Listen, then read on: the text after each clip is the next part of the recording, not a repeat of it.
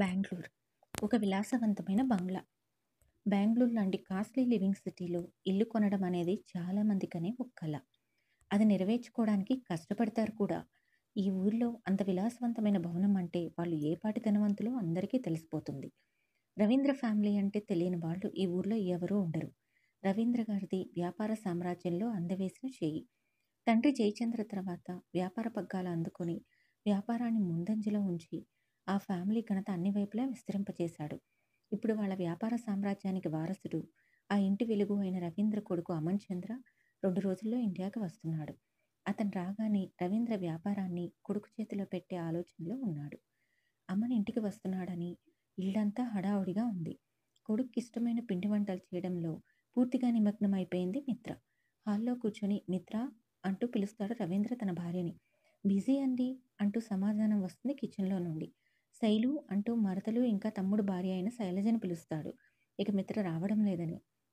బావగారు, నేను కూడా అక్కతో పాటుగా కిచెన్లో బిజీ అంటూ సమాధానం వస్తుంది. ఆ మాటలు విని నవ్వు ఆపుకుంటూ వచ్చి తన అన్న పక్కన కూర్చుంటాడు హేమంత్. చూడరా, నా మొహాన కాఫీ పడేస్తారని ఇందాక నుండి పిలుస్తుంటే ఎవరూ పలకడం లేదు. మీ వదిన అందరినీ తనతో పాటుగా కిచెన్లో బ్లాక్ చేసేసింది. ఈ ఆడవాళ్ళు అందరూ అంతేరా. పిల్లలు రాకముందు వరకు భర్తలే లోకం అన్నట్లుగా ఉంటారు. పిల్లలు వచ్చిన తర్వాత మన మాటకు విలువ ఇవ్వరు అంటూ చెప్తూ ఉంటాడు తమ్ముడితో. అప్పుడే వెనక్కి చూసి అన్నయ్య అంటాడు సైగ చేస్తూ. ఏంట్రా నీ సైగలు? అయినా వీళ్ళ పిచ్చి కానీ వాడు రాగానే ఇవన్నీ తింటాడా? వాళ్ళ కిచెన్ వదలకుండా కష్టపడుతున్నారు అంటాడు నవ్వుతూ. అన్నయ్య ఒకసారి వెనక్కి చూడు అంటాడు. వెనక్కి తిరిగిన రవీంద్రకి చీర చెంగు నడుముకు చుట్టి అట్లకాడ పట్టుకుని కోపంగా భర్త వైపు చూస్తూ ఉంటుంది మిత్ర. రే చెప్పవచ్చుగా అన్నట్లుగా లుక్ ఇస్తాడు తమ్ముడి వైపు చూసి. నేను ఆల్రెడీ చెప్తున్నా, నువ్వే వినడం లేదు అన్నట్లుగా చూస్తాడు నవ్వు ఆపుకుంటూ హేమంత్.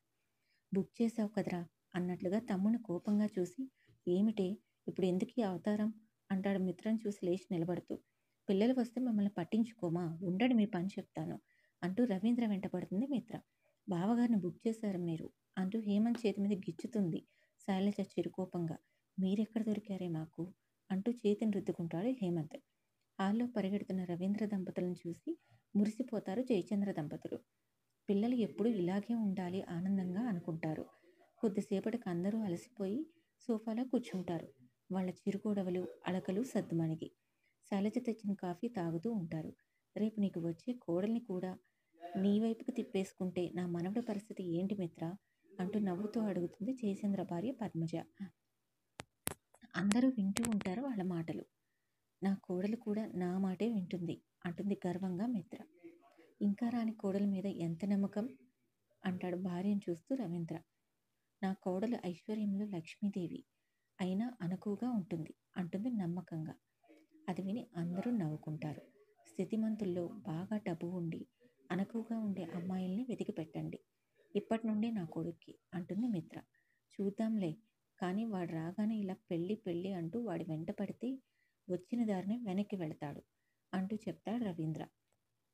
నేనేమీ అనలేండి అంటూ మూతి తిప్పుకుంటూ కిచెన్లోకి వెళ్తుంది మిత్ర.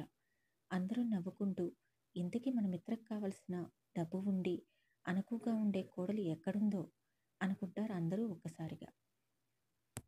Hyderabad below middle class area. ఒక చిన్న రేకుల షెడ్డు. అప్పుడే ఇంట్లోకి అడుగు పెడుతుంది ప్రమద. ఆకలిగా ఉండడంతో పొయ్యి దగ్గరికి వెళ్ళి చూసుకుంటుంది. ఏమీ లేవు. కనీసం వండుకోవడానికి బియ్యం కూడా లేవు. ఏమైనా ఉన్నాయేమో అని ఆశగా అన్ని గిన్నెలు వెతక్క మార్నింగ్ మిగిలిన 2 ఇడ్లీలు కనిపించడంతో ఆమె కళ్ళు ఆనందంతో మెరుస్తాయి. ఇప్పుడు ఆమెకు ఉన్న ఆశాకిరణం ఆ 2 ఇడ్లీలే. వెంటనే ఆఖరణ మిగిలిన 3 ఉల్లిపాయలు కోసి ఆ ఇడ్లీలు పొడిగా చేసుకొని పొయ్యి మీద బాండీ పెట్టి ఉప్మాలా చేసుకుంటుంది.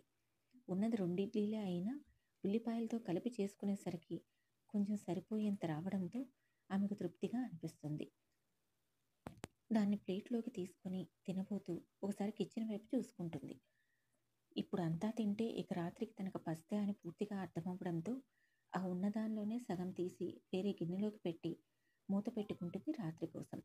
మిగిలింది ఆనందంగా తింటుంది. తను తిన్నది ఆమె కడుపుకు సరిపోకపోయినా ఆమె మనసు నిండా ఉన్న తృప్తి ఆమె ఆకలిని తెలియనివ్వదు. తర్వాత నీట్గా అంతా సర్దుకుంటుంది. ప్రమద పేరు ఎంతగా అందమైనదో, మనిషి మనిషి కూడా అంతకంటే అందంగా ఉంటుంది. కానీ బిలో మిడిల్ క్లాస్ అవ్వడంతో పేదరికం ఎంతో కొంత తాండవిస్తూ ఉంటుంది. తనకి అంటూ ఈ లోకంలో ఎవరూ లేరు. ఉన్న తల్లిదండ్రులు ఆమె చిన్నప్పుడే చనిపోతే నా అన్న వాళ్ళు చేరదీయక ఇలా ఒంటరి ప్రపంచంలోకి అడుగుపెట్టింది. తన చుట్టూ పేదరికం ఉన్న అంతులేని ఆత్మాభిమానం ఆమెకు ఉన్న ఒకే ఒక ఐశ్వర్యం. ఎవరిని నోరు తెచ్చి సహాయం అడగదు, అర్థించదు.